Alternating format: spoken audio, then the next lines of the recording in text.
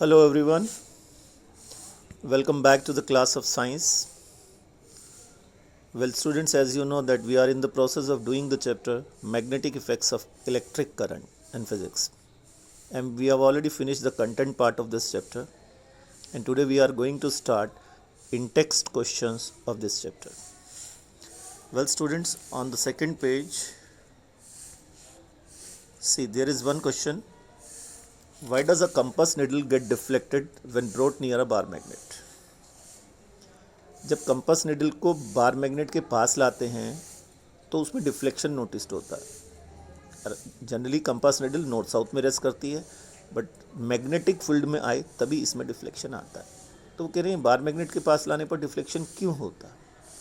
C, compass needle in itself is a small magnet, and when it is brought near a bar magnet, then the magnetic field of compass needle and magnetic field of bar magnet, they interfere, and because of that interference force is exerted, and due to that force deflection is noticed in compass needle.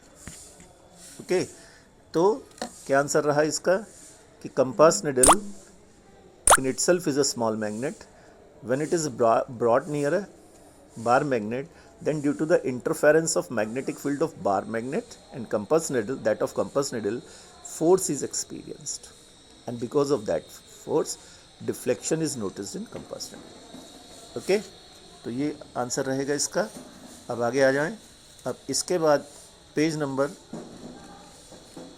ये देखें, page number 228 पर ये तीन questions हैं. See, draw magnetic field lines around a bar magnet. Second session में हमने magnetic field lines draw की थी बार मैग्नेट के आसपास. उसकी एक एक्टिविटी भी थी. ये देखिए मैं आपको बता रहा हूँ.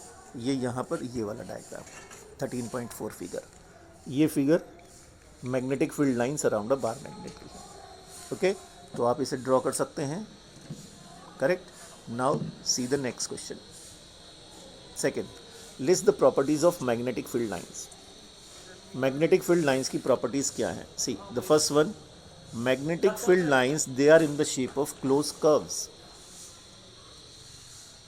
ये हमने सेकंड सेशन में पढ़ा था. and the direction of magnetic field lines outside the bar magnet from north to south and inside the bar magnet from south to north.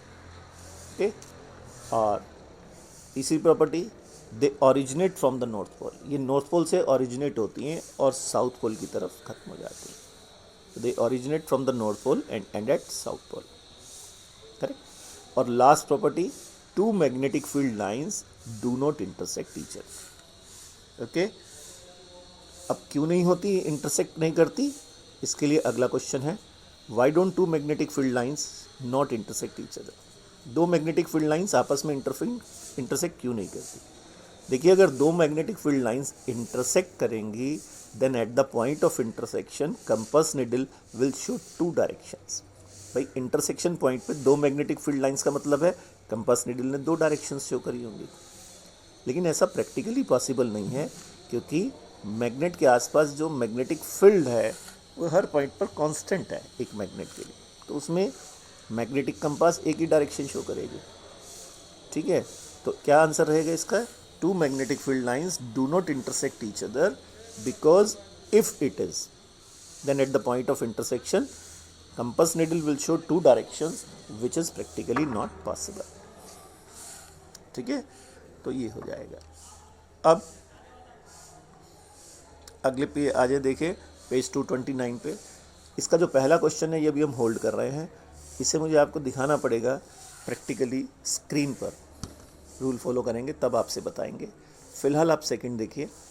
The magnetic field lines in a given region is uniform. Draw a diagram to represent it.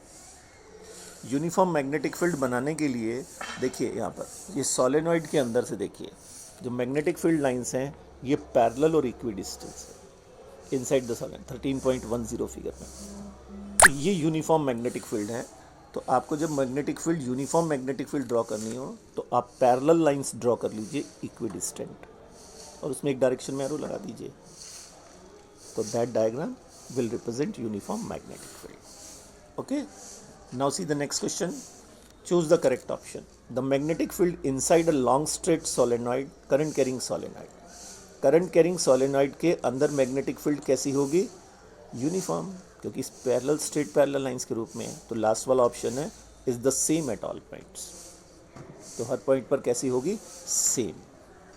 ठीक है, अब आगे चलते हैं और आगे देखते हैं इसमें ये पेज 231 पर एक क्वेश्चन है, which of the following property of proton can change while it moves freely in the magnetic field? There may be more than one correct answer. देखिए प्रोटॉन क्या है? चार्ज। चार्ज जब भी मैग्नेटिक फील्ड में आएगा that will experience force, correct. तो force experience जब करेगा तो फोर्स से उसकी स्पीड चेंज होगी और साथ साथ डायरेक्शन भी चेंज होगी। तो स्पीड और डायरेक्शन का मतलब वेलोसिटी चेंज होगी, और वेलोसिटी जब चेंज होगी तो मोमेंटम भी चेंज होगा, because momentum is a product of mass and velocity, correct. तो यहाँ पर वेलोसिटी और मोमेंटम भी चेंज होंगे, करेक्ट। तो बेसिकली तो स्पीड भी चेंज होगी, वेलोसिटी भी चेंज होगी और मोमेंटम भी चेंज होगा, ठीक है। लेकिन वेलोसिटी में स्पीड आ जाती है, तो सी और डी जो दो ऑप्शंस हैं ये दोनों सही होंगे इसमें। तो जब भी एक प्रोटॉन मैग्नेटिक फील्ड में एंटर करेगा तो आप ये समझिए कि a charge is entering in a magnetic field, and whenever charge enters in a magnetic field it experience force, and because of that force its velocity and momentum both will be changed. Okay, now see the next. In activity 13.7, how do you think the displacement of rod AB will be affected if current in rod AB is increased, stronger horseshoe magnet is used, length of the rod AB is increased? देखिए activity ये वाली है। इस activity में आपको याद होगा इसमें हमने एक एल्युमिनियम रोड AB को फ्रीली सस्पेंड कर रखा है और एक यू शेप या हॉर्सशू मैग्नेटिक फील्ड के अंदर प्लेस किया हुआ उसे, और जब हम इस एल्युमिनियम रोड में करंट देते हैं तो इसमें फोर्स लगती है जिससे इसमें डिफ्लेक्शन होता है। वो कहता है इस डिफ्लेक्शन पे क्या फ़र्क पड़ेगा अगर तीनों केस देखें। अगर नंबर 1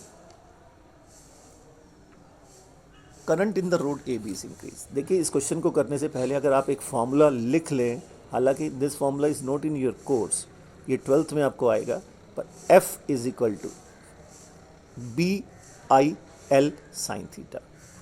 F मैंने force, B stands for magnetic field, I stands for current, L for length of conductor, और साइन थीटा, थीटा जो है that is the angle between current and magnetic field, direction of current and magnetic field, तो ये उसके बीच का angle है।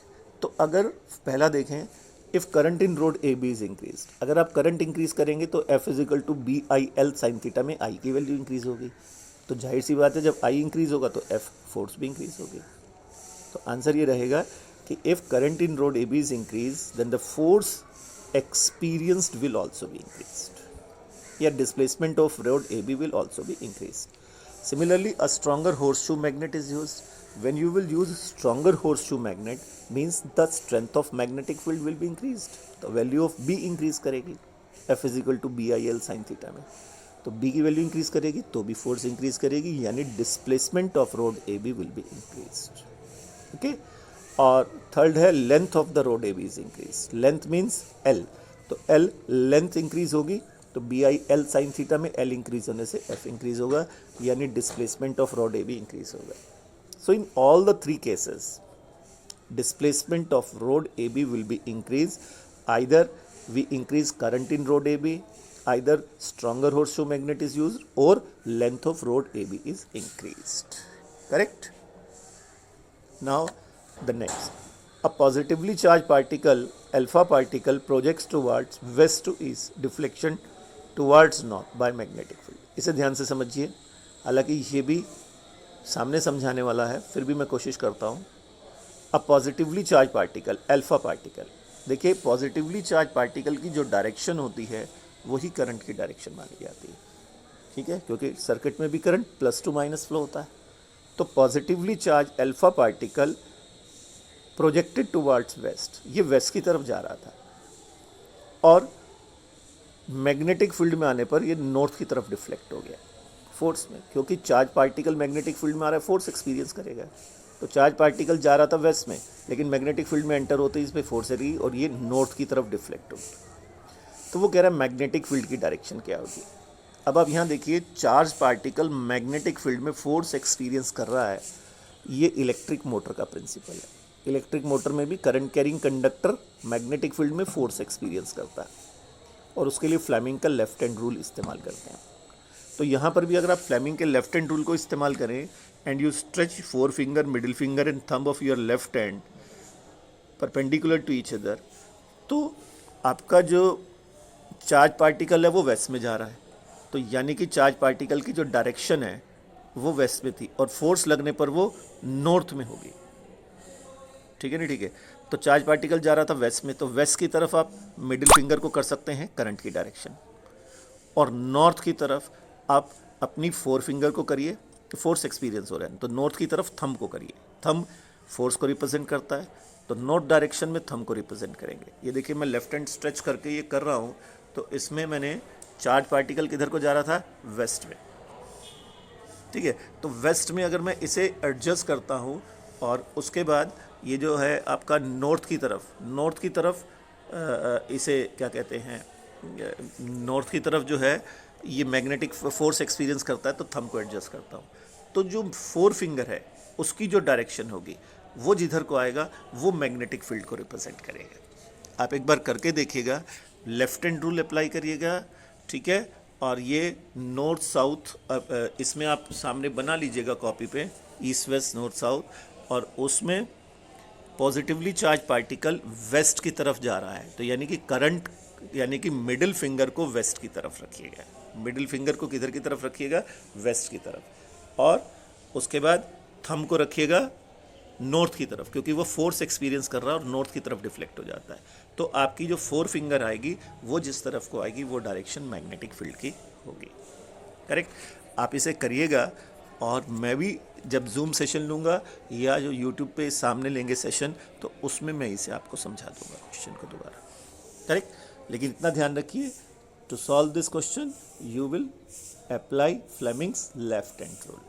Correct, जिसमें thumb force को, मिडिल फिंगर करंट को, और फोर फिंगर मैग्नेटिक फील्ड को रिप्रेजेंट करेंगे।